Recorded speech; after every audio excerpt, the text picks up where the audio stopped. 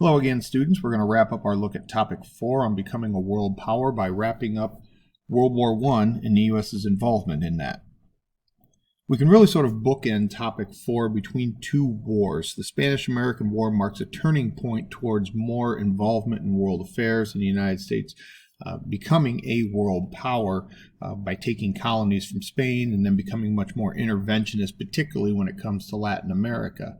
At the end of this is World War I, when the U.S. emerges not only as a world power, but a leading world power, kind of setting the political agenda for the world after this and getting ourselves involved completely, particularly in Europe, which was an area we had attempted to stay out of from the very beginning. I want to finish up looking at World War I by highlighting some important occurrences. One is the Bolshevik Revolution, or the Communist Revolution, that overthrows the Tsarist regime in Russia towards the end of the war. The mismanagement of the war by the Tsar, as well as the tremendous cost to Russia and really all nations in terms of blood and treasure, really sort of sparked support for this revolution. There was a short republic period under Alexander Kerensky, and then eventually the communists will take control of the government. And they will pull Russia out of the war. They will make a separate treaty with the Central Powers, giving up some land in the interest of removing them from the war. This is going to be important later on for the United States in the 1920s when we get into the Red Scare and the sort of general fear of communism as a world threat that could come to the United States, because if the Soviet Union could become a communist nation, then it could potentially happen in the U.S. More on that in topic 5. U.S. troops joined the Allies and pushed back the Central Powers.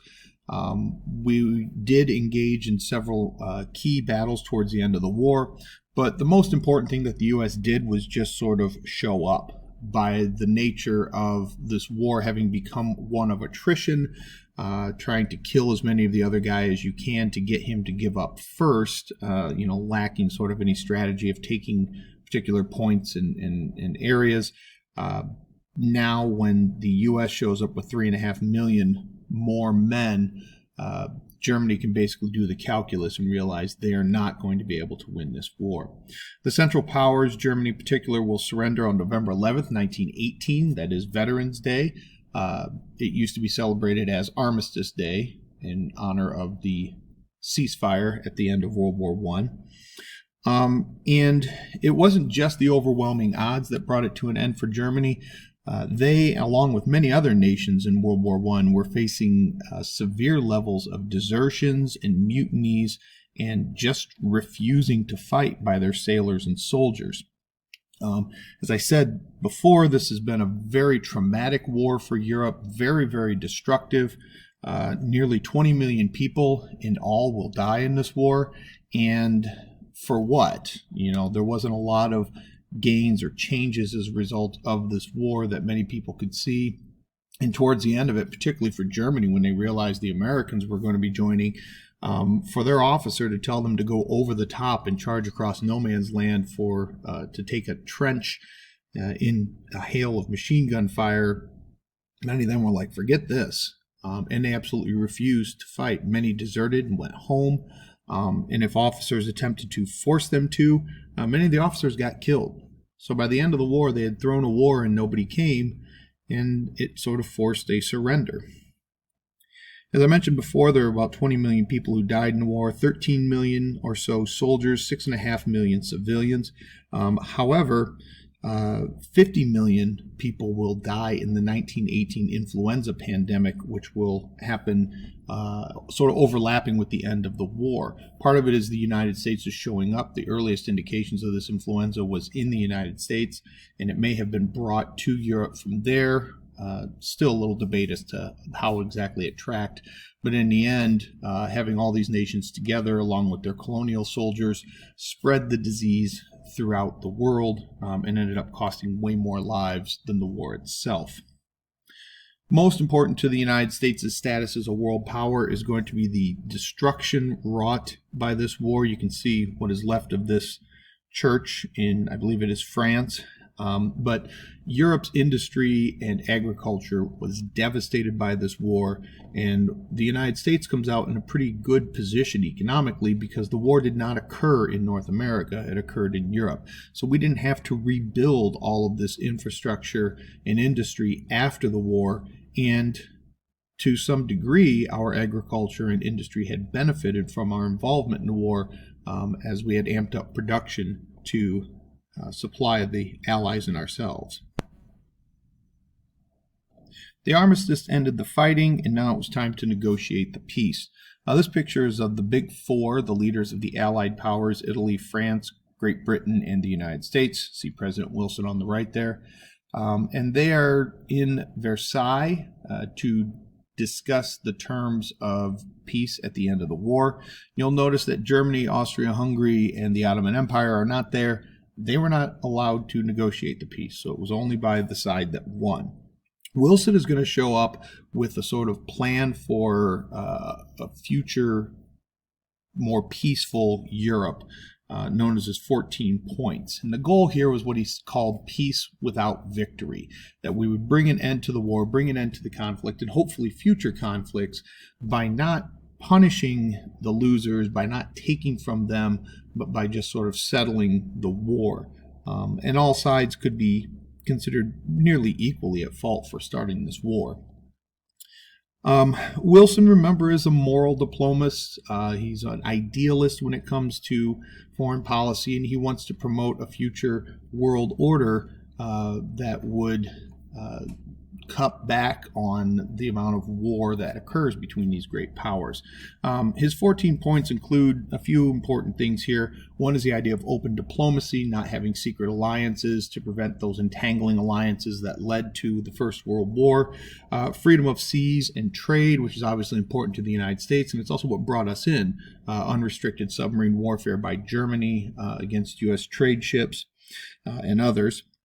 National self-determination and an end to colonialism. You wanted to see these big multi-ethnic empires like Austria-Hungary broken up into individual nations so that all the different groups within would have their own nation, self-determination. But he also wanted to push the European powers to decolonize in places like Africa and redraw the lines there around national borders and back off from that, allowing those African nations self-determination and other colonies as well.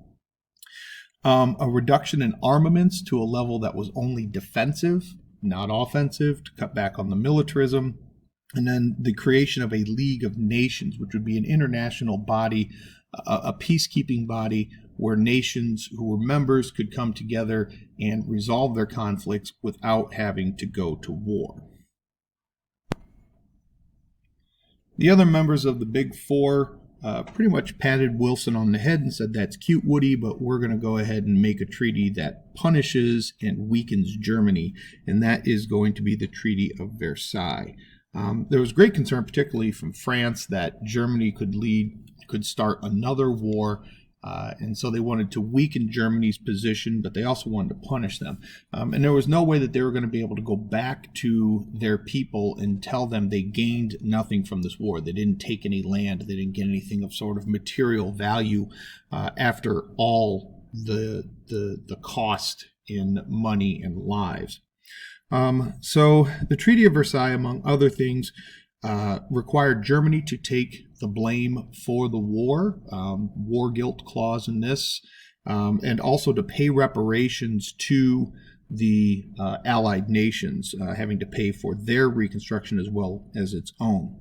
The Allies took land from Germany in Europe, as well as some other nations, reformation of Poland, for example, after World War I, but also nearly all of Germany's colonies were taken and divided up amongst the Allies.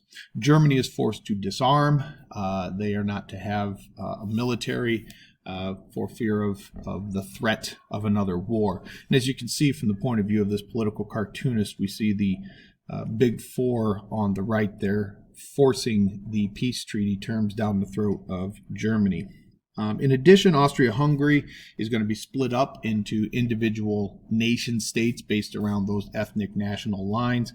The Ottoman Empire will also be divided up, but it will instead become colonies controlled mostly by Britain and France. Why the Ottoman Empire was turned into colonies instead of individual nations largely has to do with its geography. It sits on the Middle East, and the Middle East had all that sweet, sweet oil that the Allies wanted. The one thing that Wilson does get from his 14 points is a League of Nations.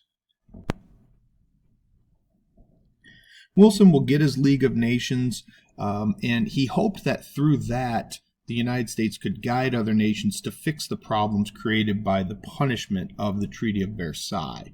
And so he brings this treaty back to the United States for approval by the Senate, because the president can make treaties, but the Senate needs to approve them. Wilson is a Democrat, and the Democrats in the Senate, like Wilson, supported this treaty as is. However, the Senate was controlled by the Republicans, and the Republicans fell into two camps. One were the irreconcilables, and this is a smaller number of Republicans who opposed a treaty in any form. They were suspicious of the League of Nations. They thought it was sort of unrealistic to expect this sort of thing to work, and they were largely isolationists, wanting to back the U.S. out of any sort of international involvement other than maybe trade. The larger group of Republicans were led by the Republican Senate leader, Henry Cabot Lodge, and they were called revisionists. And what they wanted was, they did agree that a League of Nations was a good idea, but they wanted some revisions to the treaty and the League Charter. Particularly what bothered them was that it was a mutual defense pact, which means if any nation in the League is attacked, all the other nations are obligated to assist them. And the revisionists argued that this was a violation of the U.S. Constitution, because in the Constitution, only Congress can declare war. And by the nature of the League Charter, the U.S. would be required to enter a war to defend one of those member nations, like, say, Germany invaded Belgium again. We would be required to go to war with Germany without Congress's approval necessarily. And they thought that that was a violation of their powers. So that was the main sticking point of this. However, Wilson will not back down, and the Republicans aren't willing to give up, at least on this particular point. Wilson actually goes on a national tour trying to bring his case to the voters of America to pressure them to get their senators to approve this treaty, and gives himself a stroke with all of the stress and effort of this. In the end, the United States never approves the Treaty of Versailles. The United States does not join the League of Nations, whose idea it was. And you can see from this political cartoonist here, he's saying, you know, the United States would have been the keystone, would have been essential to the success of the League. And as we'll see in the future, the League is a failure. When we look at the graphic organizer for Lesson 5, it basically follows the outline. You can just sort of break it down into each individual point there, looking at the events of the end of the war, the plans for peace, as well as the debate over the Treaty of Versailles. And here's kind of where you can find it. Section 5A will be the first part, 5B the second, and 5C will be the third parts there. All right, good luck. Aisha Taro, sayonara.